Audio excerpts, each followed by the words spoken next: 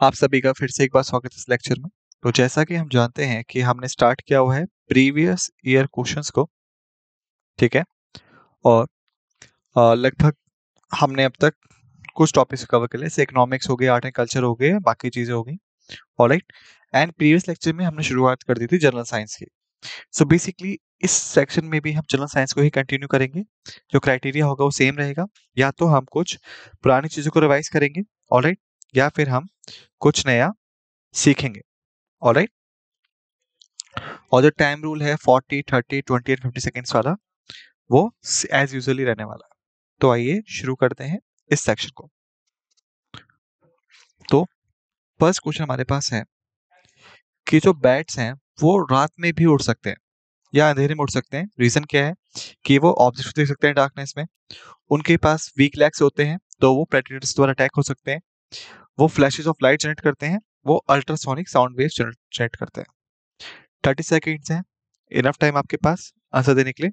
और टाइम शुरू होता है अब 1, 2, 3, 4, 5, 6, 7, 8, 9, 10, 11, 12, 13, 14th, 15th, 16th, 17th, 18th, 19th, 20, 21, 22, 23, 24, 25, 26, 27, 28, 29, 30. The time's up. So correct answer है इसका D. They generate ultrasonic sound waves. Okay. तो बेसिकली अगर हम बात करें बैट्स के बारे में, या आपने उनको देखा होगा अभी, ऑलराइट, आपने कोई बैट्स को देखा हो तो ये क्या करते हैं बेसिकली, ये जनरली रात में उड़ते हैं। और हमें क्या देखते हैं कि जब भी ये उड़ते हैं बेसिकली वो चिल्ला रहे होते हैं, आवाजें निकाल रहे होते हैं, बेसिकली आप ये कह सकते हैं, ऑलराइट। तो जो साउंड नॉइजेस ये जलाते हैं वो बेसिकली क्या होते हैं, अल्ट्रासोनिक साउंड वेव्स होते हैं। ओके। और ये जो अल्ट्रासोनिक साउंड वेव्स हैं ये बेसिकली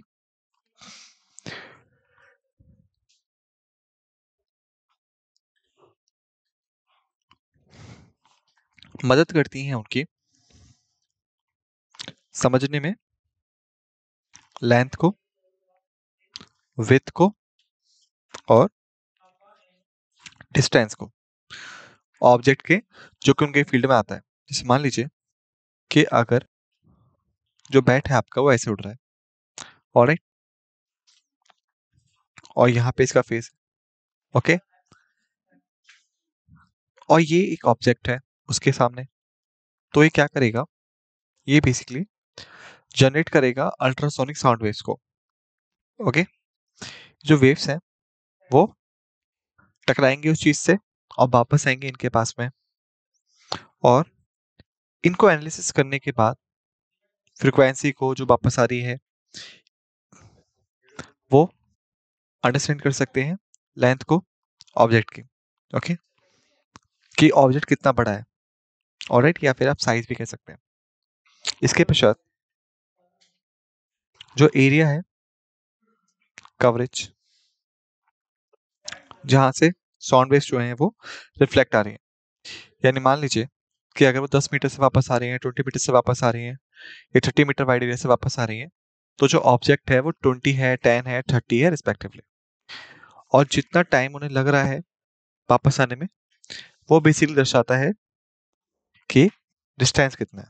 ओके। तो इस तरीके से अल्ट्रासोनिक साउंड वेव्स का ये लोग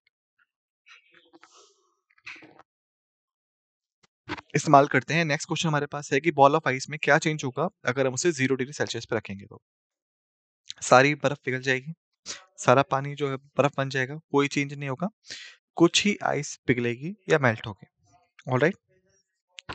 तो ये आपका बहुत ही इजी क्वेश्चन है। 20 सेकंड्स आपके पास इनफ टाइम आंसर करने के लिए, और आपका टाइम शुरू होता है 1, 2, 3, 4, 5, 6, 7, 8, 9, 10, 11, 12, 13th, 14th, 15th, 16th, 17th, 18th, 19th, 20.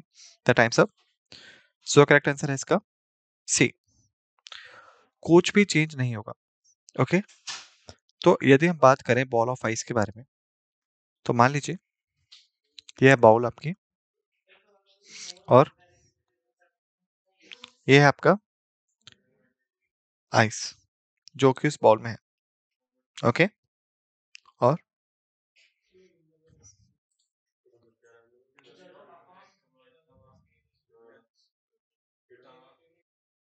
चलिए मान लेते हैं ये कटोरी है, ये बाउल है, और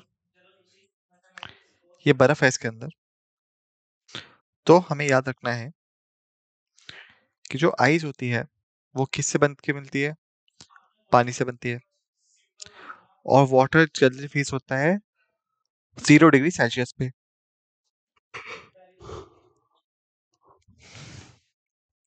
जो कि यहाँ गिवन कंडीशन भी है। तो जब पानी जम जाएगा तो वो बन जाएगी बर्फ। ऑलराइट। और जो बर्फ यहाँ पहले से ही है और जो कंडीशंस हैं वो भी बर्फ बनाने वाली हैं, तो यहाँ पे कोई भी चेंज नहीं होगा। ओके। चलिए आगे चलते हैं। थर्ड क्वेश्चन हमारे पास है कि जो आर्ट एंड साइंस होती है मैप मेकिंग की, उसे हम क्या कहते हैं? Remote sensing, cartography, photogrammetry, mapping. 30 second आपके पास सोच कर करने के लिए। बहुत से लोग आप में सोचेंगे कि ये बहुत इजी क्वेश्चन है, लेकिन याद रखिएगा इजी क्वेश्चन नहीं है। ऑलराइट। तो आपका टाइम शुरू होता है 1, 2, 3, 4, 5, 6, 7, 8, 9, 10, 11, 12, 13, 14, 15, 16, 17, 18, 19, 20, 21, 22, 23, 24, 25, 26, 27, 28, 29, 30। The times up. So correct answer है कार्टोग्राफी। ऑलराइट। कार्टोग्राफी जो होता है बेसिकली वो होती है आर्ट एंड साइंस किसकी? मैप मेकिंग की। ऑलराइट। तो रिमोट सेंसिंग क्या होता है बेसिकली आपका? फोटोग्रामेट्री क्या होता है? मैपिंग क्या होता है आपका? ऑलराइट। तो बेसिकली अगर हम बात करें फर्स्ट एक्सपर्ट के बारे में, रिमोट सेंसिंग के बारे में, ओके, तो बेसिकली ये होती है आपकी टेक्निक और टेक्नोलॉजी जिसका इस्तेमाल किया जाता है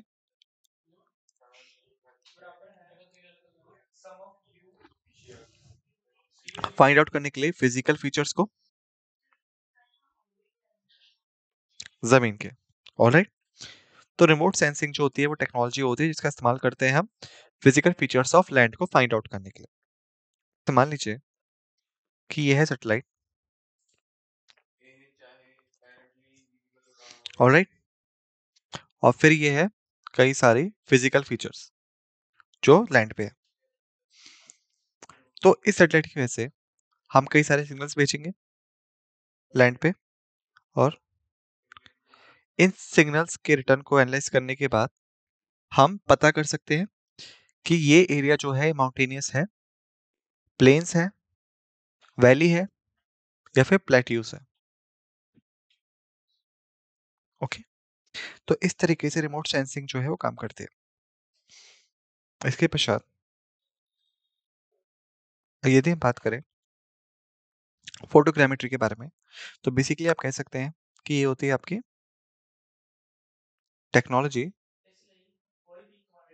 जिसका इस्तेमाल किया जाता है आपका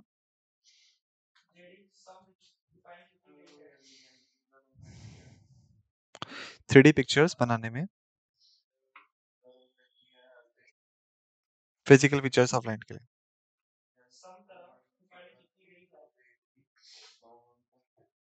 ऑलराइट। तो बेसिकली आप कह सकते हैं फोटोग्रामेट्री एक स्टेप होता है रिमोट सेंसिंग से आगे का। रिमोट सेंसिंग में हम सिग्नल्स का इस्तेमाल करते हैं कि कहाँ पे जो चीज़ है वो लैंड है, माउंटेनियस है, प्लेन्स हैं, कुछ भी है। ऑलराइट। लेकिन फोटोग्रामेट्री में हम एक और स्टेप आगे जाते हैं कि हम लोग इस्तेमाल करते हैं 3D पिक्चर को। ऑलराइट। कि कैसे चीज़ें जो है वो दिखती होंगे उसके लिए। और यदि मान लीजिए कि ये सैटेलाइट है मेरी, उदाहरण के तौर पे, और मैं सिग्नल्स भेज रहा हूँ, तो इस सिग्नल्स का इस्तेमाल करके रिमोट सेंसिंग का मैं बेसिकली पता कर सकता हूँ कि यहाँ पे माउंटेन है। लेकिन फोटोग्रामेट्री का इस्तेमाल करके मैं ये पता कर सकता हूँ कि माउंटेन दिखता कैसे है, ठीक है। तो ये होता है basic difference between the photogrammetry and remote sensing. और जब हम बात करते हैं मैपिंग के बारे में, तो बेसिकली ये होता है आपका अरेंजमेंट ऑफ थिंग्स।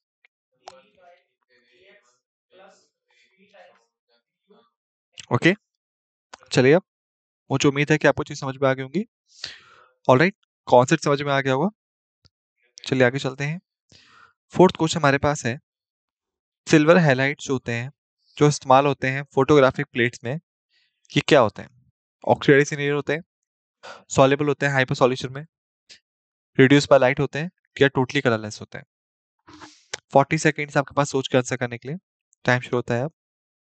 1 2 3 4 5 6 7 8 9 10 11 12 13 14 15 16 17 18 19 20 21 22 23 24 25 26 27 28 29 30 31 32 33 34 35 36 37 38 39 40।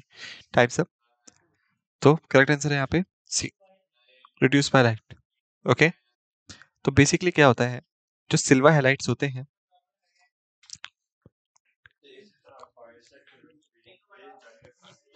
ये जनरली यूज होता है फोटोग्राफी में, क्योंकि जो one of the main reasons है इनका, वो ये है कि ये रिड्यूस कर सकते हैं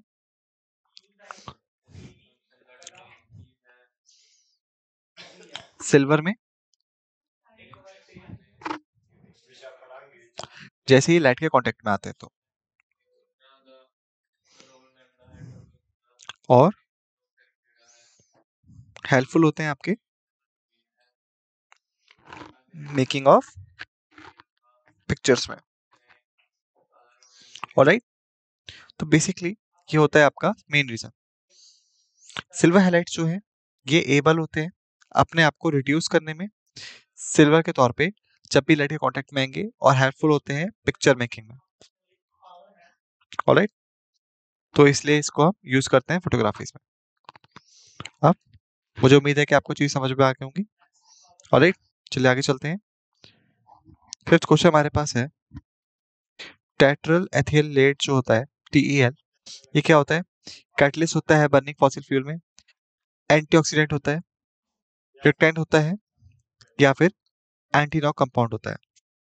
40 सेकेंड है सोच कर आंसर करने के लिए, और आपका टाइम शुरू होता है 1, 2, 3, 4, 5, 6, 7, 8, 9, 10, 11, 12, 13, 14, 15, 16, 17, 18, 19, 20, 21, 22, 23, 24, 25, 26, 27, 28, 29, 30, 31, 32, 33, 34, 35, 36,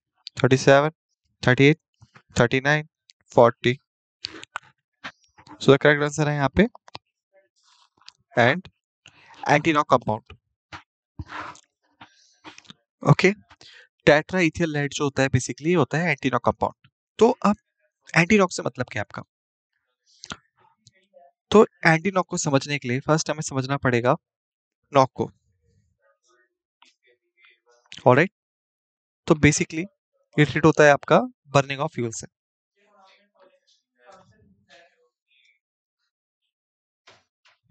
अगर आपको याद हो, प्रीवियस लेक्चर्स में मैंने आपको बताया था कि बेसिकली हम उन प्रोडक्ट्स का इस्तेमाल करते हैं फॉसिल फ्यूल्स के इन व्हीकल्स में, जैसे पेट्रोल हो गया आपका, डीजल हो गया आपका, गैसोलीन हो गया आपका, हम इनका इस्तेमाल करते हैं, राइट। और ये जनरली कंबस्ट होती हैं या फिर बर्न होते हैं ताकि हमें एनर्जी मिल सके। तो जो व्हीकल्स है वो चलते हैं इसकी वजह से। तो जब भी जो फ्यूल्स है वो अच्छे से नहीं जलता,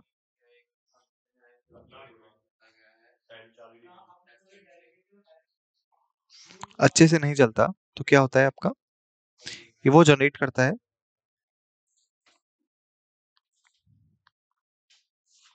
नॉइजेस को, और शॉर्ट पे आप कह सकते हैं उनको नॉकिंग भी। ऑलराइट, तो इन नॉइसेस को प्रिवेंट करने के लिए और नॉकिंग को प्रिवेंट करने के लिए हम बेसिकली क्या करते हैं, एंटी नॉक कंपाउंड्स का इस्तेमाल करते हैं, जो कि होता है आपका टेट्राइथाइल, जो जनरली मिक्स होता है आपका पेट्रोल के साथ में और डीजल के साथ में। ऑलराइट, और जब हम इनका इस्तेमाल करते हैं टेट्राइथाइलाइड को व्हीकल्स में, तो जो नॉकिंग कैपेसिटी है इनकम्प्लीट बर्निंग ऑफ फ्यूल की वो रिड्यूस होती है। ओके, तो आप कह सकते हैं जो हमारे व्हीकल्स होते हैं वो स्मूथली रन करते हैं। ओके, तो ये है आपका मेन कॉन्सेप्ट इसके पीछे। ओके, चलिए आगे चलते हैं। अब हमारे पास 6 क्वेश्चन है, वो है क्यूरी पॉइंट का। क्यूरी पॉइंट टेम्परेचर होता है जिस पे क्या होगा, मेटल रेडियोएक्टिव हो जाएगा, मेटल लूज कर देगा मैग्नेटिक प्रॉपर्टीज को, मेटल लूज कर देगा कंडक्टिविटी को, या फिर ट्रांसम्यूटेशन होता है मेटल अकर्स का। ओके, 40 सेकेंड से सोच के आंसर करने के लिए। ऑलराइट, आपका टाइम शुरू होता है 1 2 3 4 5 6 7 8 9 10 11 12 13 14 15 16 17 18 19 20 21 22 23 24 25 26 27 28 29 30 31 32 33 34 35 36 37 38 39 40। Your time's up. तो करेक्ट आंसर है यहाँ पे बी। ओके, तो बेसिकली क्यूरी पॉइंट जो है वो टेम्परेचर है जिसके ऊपर जाते ही मेटल जो है वो मैग्नेटिक प्रॉपर्टीज को लूज कर देगा। ऑलराइट, तो यदि हम बात करें मेटल के बारे में, तो जो मेटल होता है वो वो चीज होगी जिसके अंदर कुछ आयरन कंटेंट होगा। इसके बाद इनके पास प्रॉपर्टीज होती हैं, जैसे सोनरस होते हैं, साउंड प्रोड्यूस कर सकते हैं, डक्टाइल होते हैं, मैलेबल होंगे,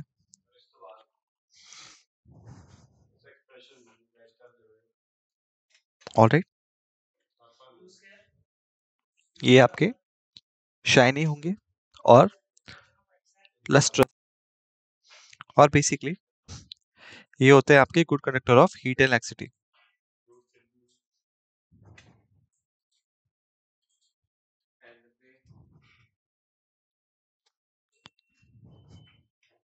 हीट के, ऑलराइट, और यदि हम बात करें नॉन मेटल्स के बारे में, तो ये इसके रिवर्स हो जाते हैं जनरली। ऑलराइट, तो मेटल जो है वो आयरन कंटेंट को कंटेन करता है और इसकी वजह से इनके पास होती है magnetic properties, magnetic properties. Alright, लेकिन इनको कुछ टाइम पे गर्म करने के बाद, और जैसे ही ये क्यूरी टेम्परेचर क्रॉस करते हैं, क्यूरी टेम्परेचर पहुंचते हैं, तो जो मेटल है ये मैग्नेटिक प्रॉपर्टीज को लूज करना स्टार्ट कर देगा। ऑलराइट, तो आप, मुझे उम्मीद है कि आपको चीजें समझ में आ गए होंगे। ओके, अब चलिए आगे चलते हैं। 7th क्वेश्चन हमारे पास है, मैं बता चुका हूँ कई बार, बहुत ही इजी क्वेश्चन है कि आइसोटोप जो प्रोडक्शन में यूज होता है एटॉमिक एनर्जी के, वो कौन सा है। U35 है, U238 है, U34 है, या U36 है। 30 सेकेंड्स आपके पास सोच के आंसर करने के लिए, और इनफ टाइम है इसको आंसर करने के लिए। टाइम स्टार्ट होता है 1 2 3 4 5 6 7 8 9 10 11 12 13 14 15 16 17 18 19 20 21 22 23 24 25 26 27 28 29 30। The times up. So correct answer है इसका U235। तो बेसिकली जब हम बात करते हैं एटॉमिक एनर्जी के बारे में, तो बेसिकली हम बात कर रहे होते हैं न्यूक्लियर पावर के बारे में, या न्यूक्लियर पावर प्लांट के बारे में।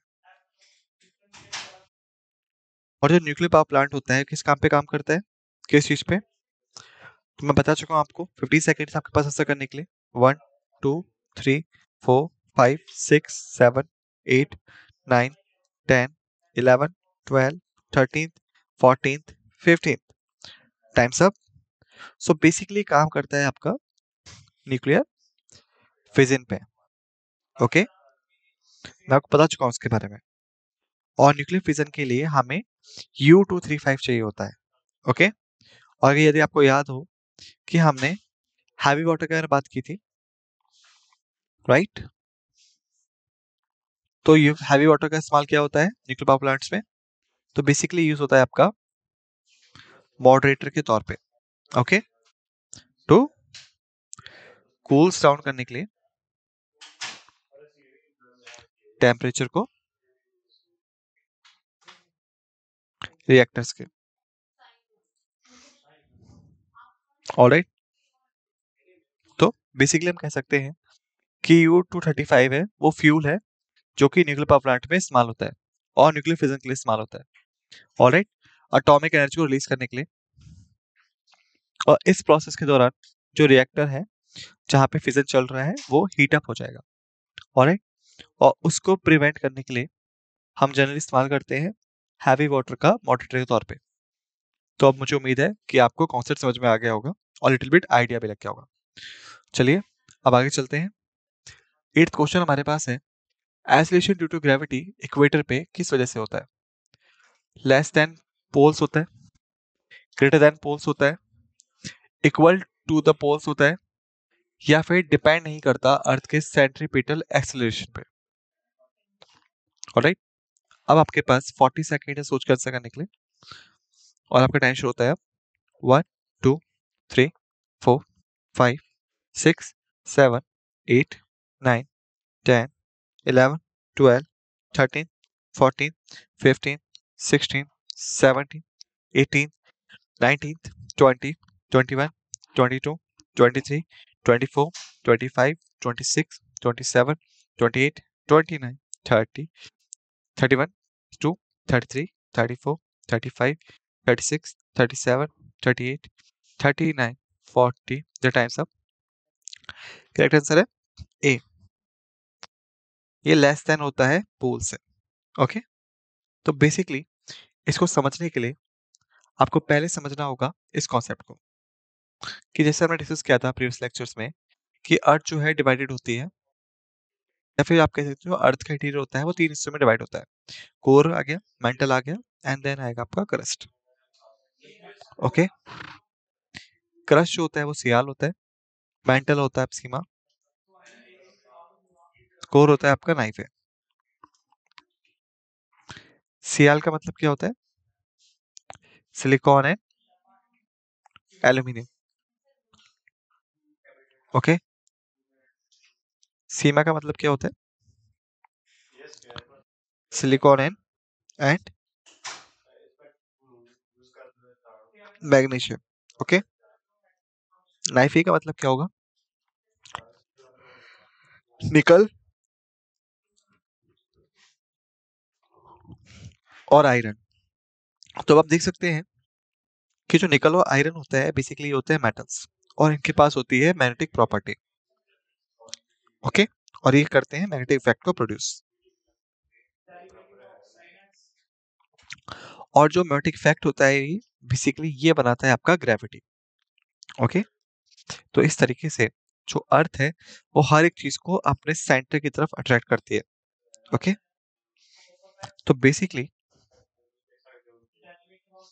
कि ये कोर है आपका और अर्थ जो है वो आपकी इस शेप में है, बल शेप में। तो ये हो गया आपका नॉर्थ पोल, ये हो गया आपका साउथ पोल। ओके, और इस तरीके से जो इक्वेटर है वो कनेक्ट करता है इनको बीच में। अगर आपको याद हो प्रीवियस वीडियो में आपको बताया भी था इसके बारे में, तो अब आप कह सकते हैं कि ये आपका मेन पॉइंट है। जो डिस्टेंस होगा इस मैग्नेट से बीच में, नॉर्थ और साउथ के बीच में, ये होगा इसके ईस्ट वेस्ट के डिस्टेंस में कम है। और जब भी डिस्टेंस ज्यादा होगा तो मैग्नेटिक इफेक्ट क्या होता है? कम हो जाता है। ओके, तो आपने बचपन में भी चीज देखी होंगी, जब भी आप मैग्नेट से खेलते थे तो जितने दूर आप चीजों को दूर रखेंगे उतना ही कम वो मैग्नेट की तरफ आएगी। और जितना आप पास में रखेंगे उतनी तेजी से ही मैग्नेट के पास आएगी। ऑलराइट, सेम चीज यहाँ अर्थ के साथ भी होती है, क्योंकि नॉर्थ और साउथ पोल जो है उनका डिस्टेंस कम है कोर के मुकाबले, तो इसलिए जो उन पे ग्रेविटी होती है वो ज्यादा हाई होती है। ओके, इसलिए वहां पे होती है हाई ग्रेविटी। लेकिन जब हम इक्वेटर की बात करते हैं तो क्योंकि डिस्टेंस जो है वो हाई है, इसलिए इक्वेटर जो है उनके पास होती है लो ग्रेविटी। तो आप कह सकते हैं जो एक्सेलरेशन होता है due to the gravity, alright, या फिर जो फोर्स ऑफ अट्रैक्शन होती है due to the gravity, equator पे वो लेस होगी in comparison with the poles. Reason क्या है मैं आपको बता चुका हूँ। ऑलराइट, तो मुझे उम्मीद है कि आपको कॉन्सेप्ट समझ में आ गया होगा। चलिए आगे चलते हैं। 9th क्वेश्चन हमारे पास है कि इनमें से कौन सा जो है वो न्यूक्लियॉन नहीं है। इस क्वेश्चन के लिए आपके पास 40 सेकेंड्स है। टाइम शो होता है अब 1 2 3 4 5 6 7 8 9 10 11 12 13 14 15 16 17 18 19 20 21 22 23 24 25 26 27 28 29 30 31 32 33 34 35 36 37 38 39 40।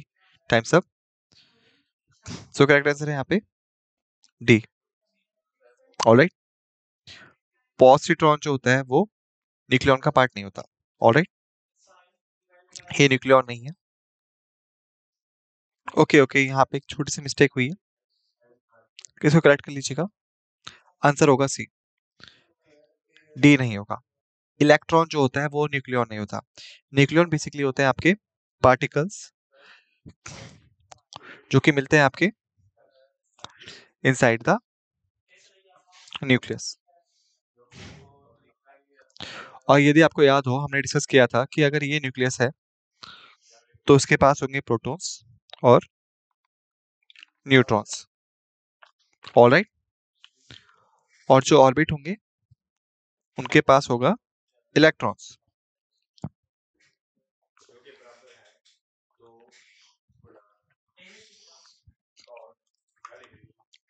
तो डेफिनेशन के अकॉर्डिंग वो पार्टिकल्स जो कि न्यूक्लियस के अंदर मिलते हैं तो सिर्फ प्रोटॉन न्यूट्रॉन और इसकी तरह के पार्टिकल्स ही न्यूक्लियन होंगे।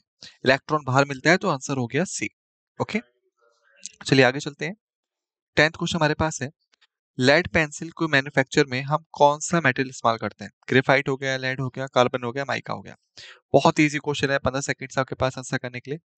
ऑलराइट, टाइम शुरू होता है अब 1 2 3 4 5 6 7 8 9 10 11 12 13 14 15 16।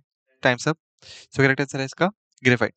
ओके, सो ग्रेफाइट जो होता है बेसिकली वो लेड पेंसिल्स में इस्तेमाल होता है। ऑलराइट, चलिए आगे चलते हैं। 11th क्वेश्चन हमारे पास है, जो एंगल ऑफ फ्रिक्शन होता है या एंगल ऑफ रिपल्स होता है वो क्या होता है। एक दूसरे के इक्वल होंगे, एक दूसरे के इक्वल नहीं होंगे, प्रोपोर्शनल होंगे एक दूसरे के, या ऊपर में से कोई सा भी ऑप्शन नहीं होगा।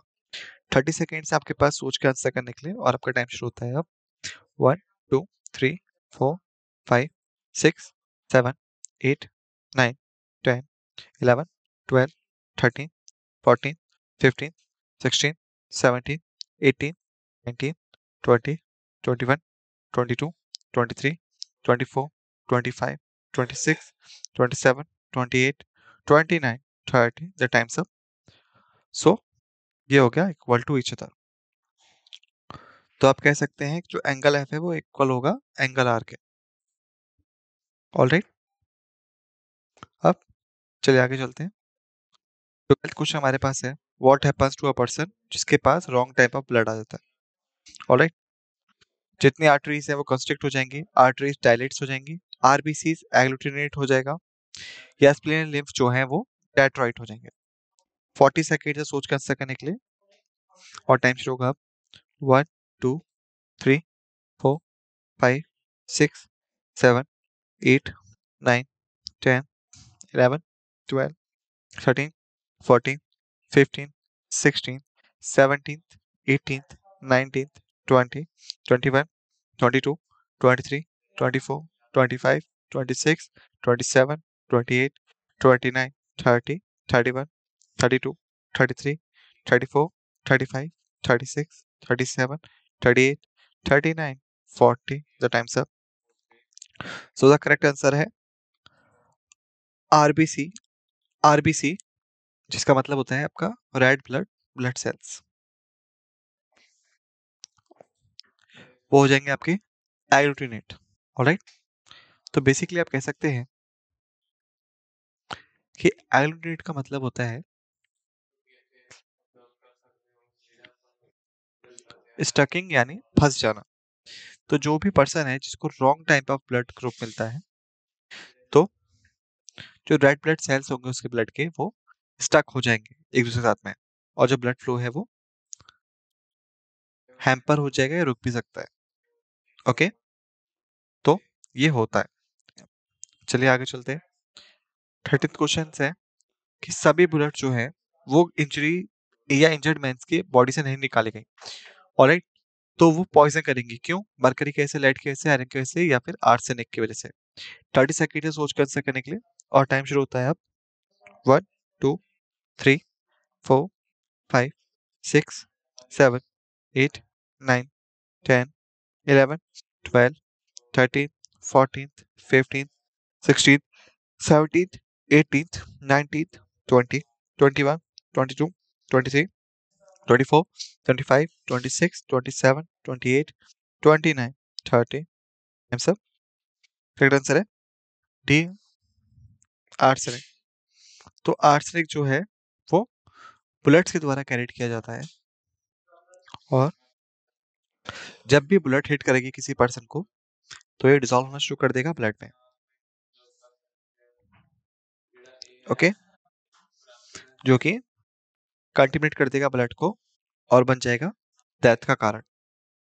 तो यदि अगर पूरा ब्लड जो है बॉडी से रिमूव नहीं किया गया जहां पे उस पर्सन को इंजरी हुई है, तो जो आर्सेनिक है वो पर्सन के अंदर डिसॉल्व हो जाएगा, और जो पर्सन है वो पॉइजनस होके मर सकता है।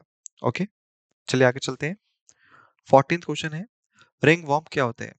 बैक्टीरियल डिसीज है, प्रोटोजोआ डिसीज है, वायरल डिसीज है, या फंगल डिसीज है? 20 सेकेंड है सोच के आंसर करने के लिए, और टाइम शुरू होता है अब।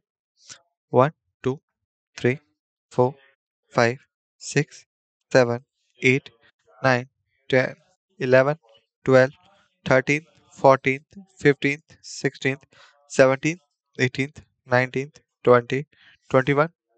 Times up. So okay, alright, और हमने कई बार देखा होगा रेडिश मार्क होते हैं बॉडी पे। ऑलराइट, सर्कुलर शेप में, और आपको इचिंग भी हो सकती है वहां पे, स्वेलिंग भी हो सकती है वहां पे। ऑलराइट, तो ये होता है आपका रिंगवॉर्म डिसीज। ओके, चलिए आगे चलते हैं। लास्ट क्वेश्चन हमारे पास, पिट्यूटरी ग्लैंड कहाँ पे सिचुएटेड होता है? बेस ऑफ द हार्ट में, बेस ऑफ द ब्रेन में, नेक में, या एब्डोमेन में? 20 सेकेंड है सोच कर आंसर करने के लिए। ऑलराइट, 30 सेकेंड्स कर लीजिए इसको। 30 सेकेंड आपके पास सोच कर आंसर करने के लिए, और आपका टाइम शुरू होता है अब। 1, 2, 3, 4, 5, 6, 7, 8, 9, 10, 11, 12, 13th, 14th, 15th, 16th, 17th, 18th, 19th, 20, 21, 22, 23, 24, 25, 26, 27, 28, 29, 30। The times up. So correct answer हो गया यहाँ पे बेस ऑफ द ब्रेन। तो बेसिकली जो ब्रेन है वो डिवाइड होता है 3 पार्ट्स में। फोर ब्रेन हो गया आपका, मिड ब्रेन हो गया आपका, हिंड ब्रेन हो गया आपका। तो जो फोर ब्रेन होता है इसके पास होता है आपका हाइपोथैलेमस, और हाइपोथैलेमस रीजन में होता है आपका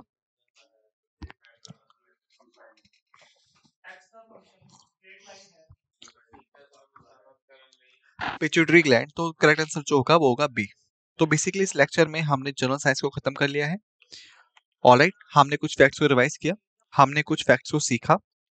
ओके, और प्रीवियस लेक्चर्स में हमने सेम चीज सीखी थी।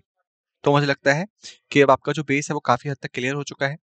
नेक्स्ट लेक्चर में हम इन्वायरमेंटल स्टडीज को स्टार्ट करेंगे, तब तक सभी फैक्ट्स एंड फिगर्स को रिवाइज कर लीजिएगा। ओके? और इस नोट के साथ समाप्त करते हैं। आप सभी का धन्यवाद।